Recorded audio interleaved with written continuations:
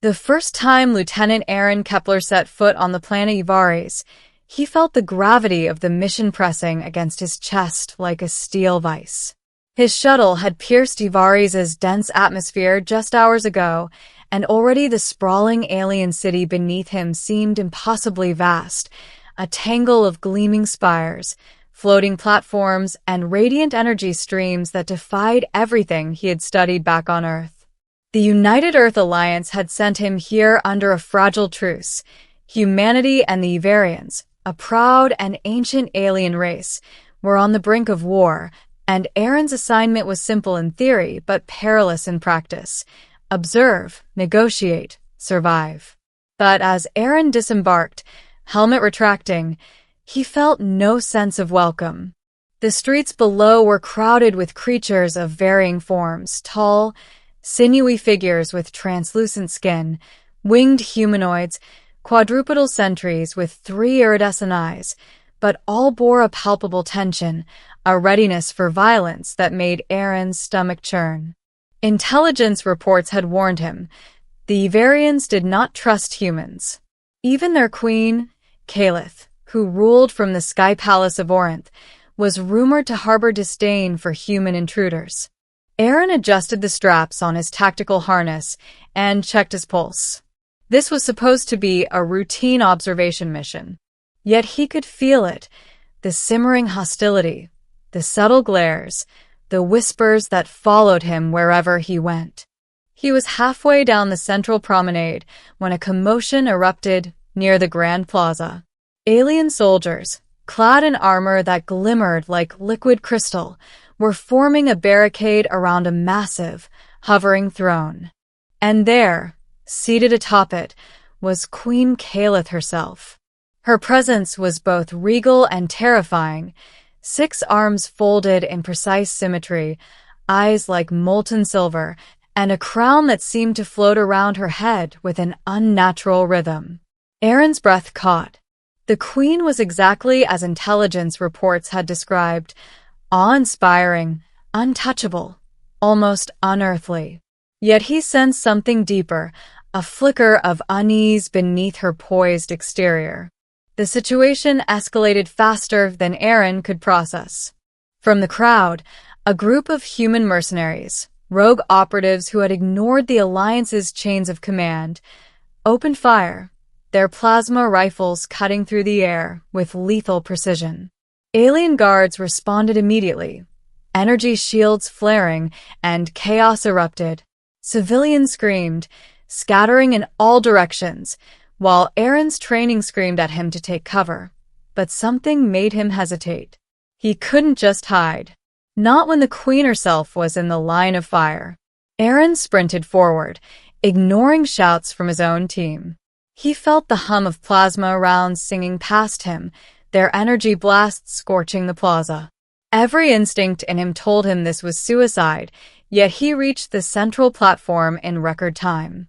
The queen's silver eyes widened as he dropped to his knees before her, placing his body between her and the firing line. "Stop," he shouted, voice carrying through the chaos. "I'm human, and I'm risking my life to protect you." For a moment, everything froze. The mercenaries faltered, unsure of how to proceed. The alien guards hesitated, energy shields quivering in midair. Queen Calith's gaze, sharp as a blade, fixed on Aaron. Then she moved. Slowly, gracefully, she raised one of her 6 hands, palm outward.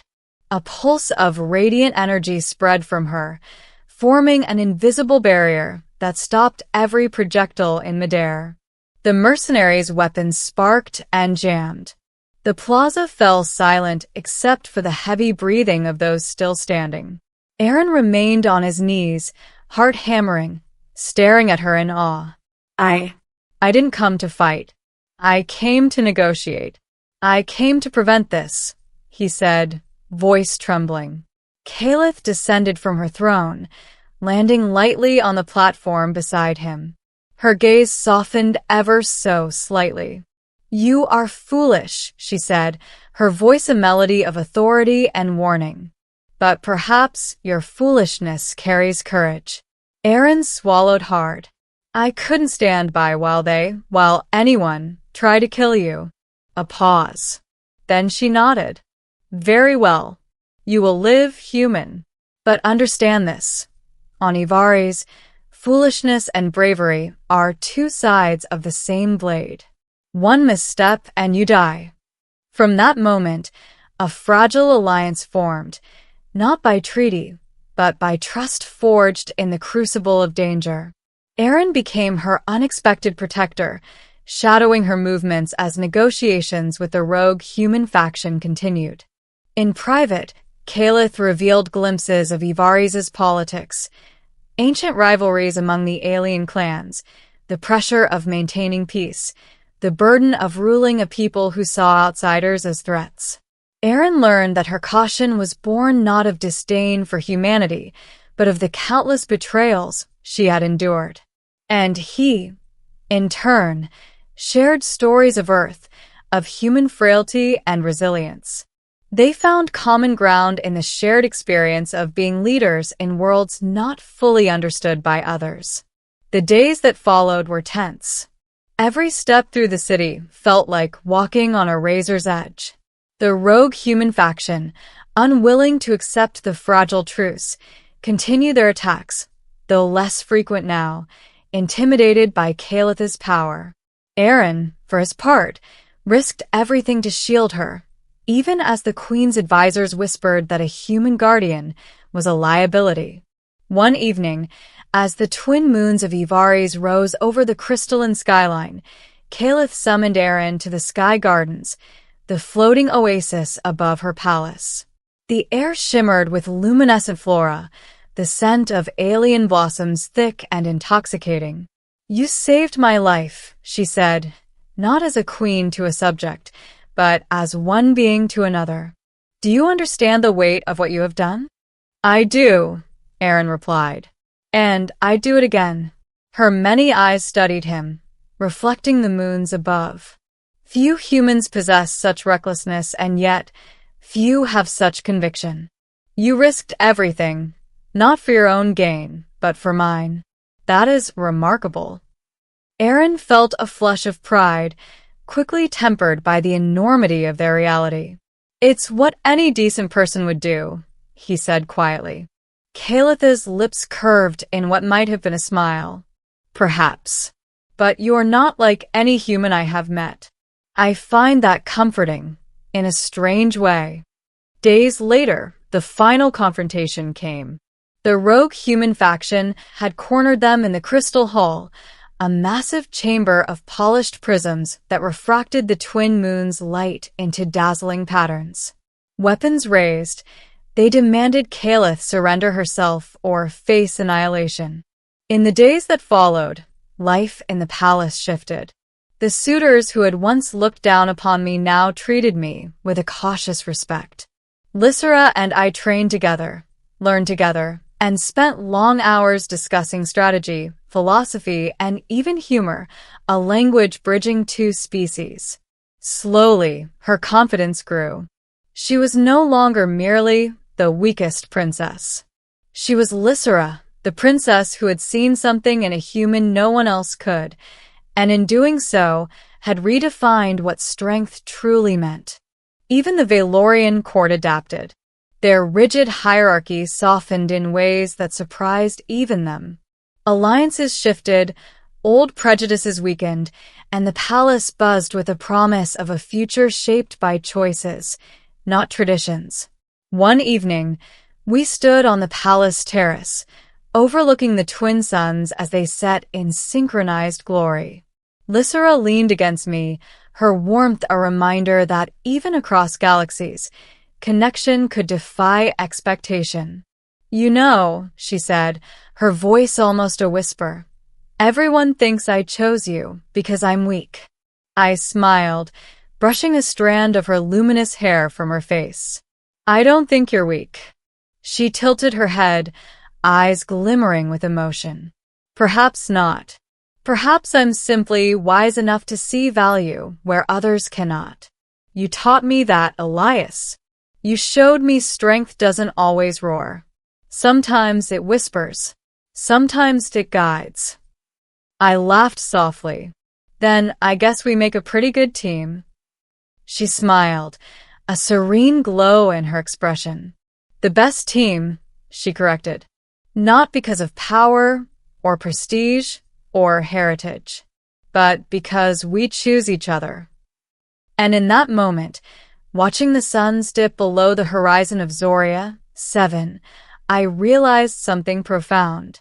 Across a universe of endless stars, countless worlds, and civilizations beyond imagining, perhaps the most remarkable strength of all was the courage to trust, to choose, and to be chosen in return.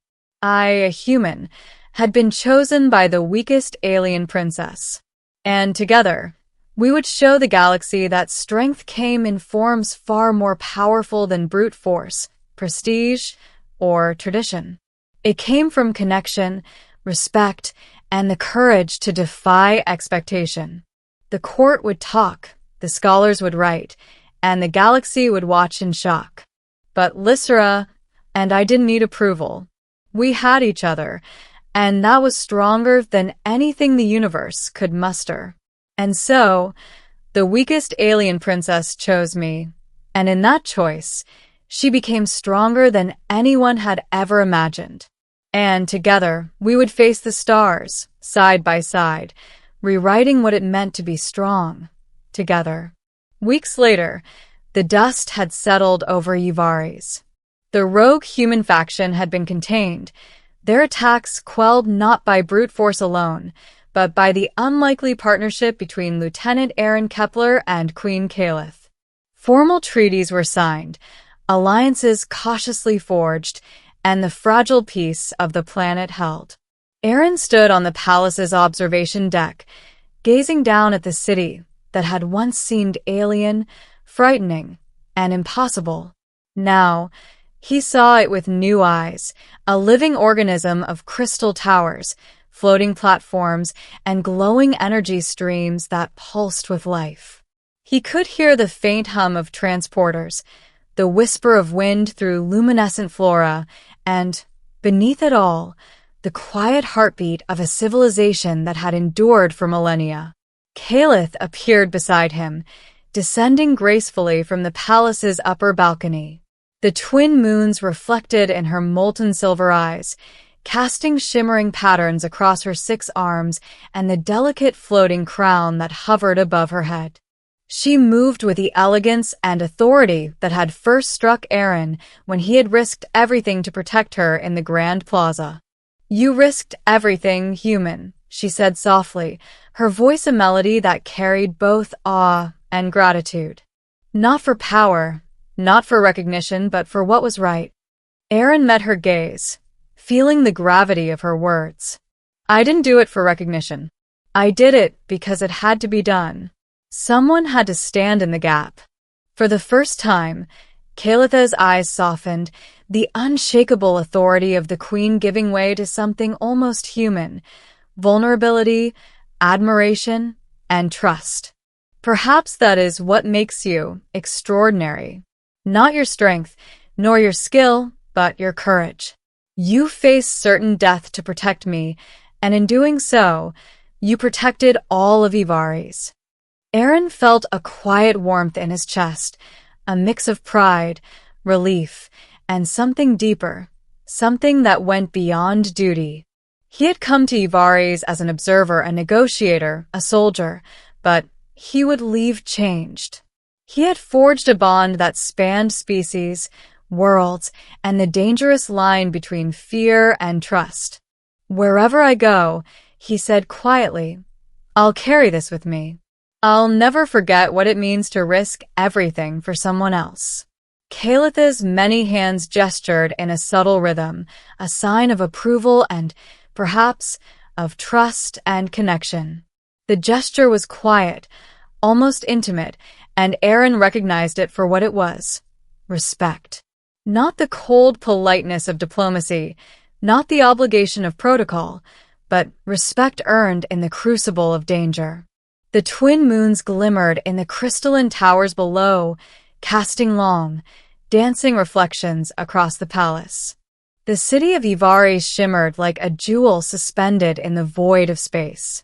Aaron breathed deeply, taking in the moment, the planet, the fragile, newly won peace. For the first time, he felt the full weight and the beauty of his choice to act.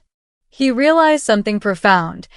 Courage was not measured in victories or accolades, nor in the weapons one wielded. True courage was measured in the willingness to risk everything for someone else, in the willingness to step into the line of fire and stand firm. Aaron turned his gaze back to Caliph, who regarded him with quiet solemnity. "The galaxy is vast," she said, her voice carrying the resonance of wisdom and history, "and full of dangers we cannot yet foresee. But for now, you have shown me and all of Ivares that one individual, acting with conviction, can tip the balance. You have reminded us all of something we often forget, the strength of choice and the power of trust." He nodded, feeling the enormity of her words. "And I've learned something too," he admitted, "that saving one life, even when it seems impossible, can change the fate of entire worlds." Calitha's eyes glimmered, a faint, almost imperceptible smile curling across her features. "Then let this be the beginning, Lieutenant Kepler. Not just for Ivares, not just for Earth, but for everything we might build together, if we dare to act with courage and with faith in one another." As the moons reflected off the city one final time before the dawn, Aaron felt a swell of hope, tempered with a quiet thrill of possibilities yet to come. He had risked everything. He had faced fire, death, and doubt. And in that act, he had not only survived, he had changed history. The alien queen had stopped the shooting.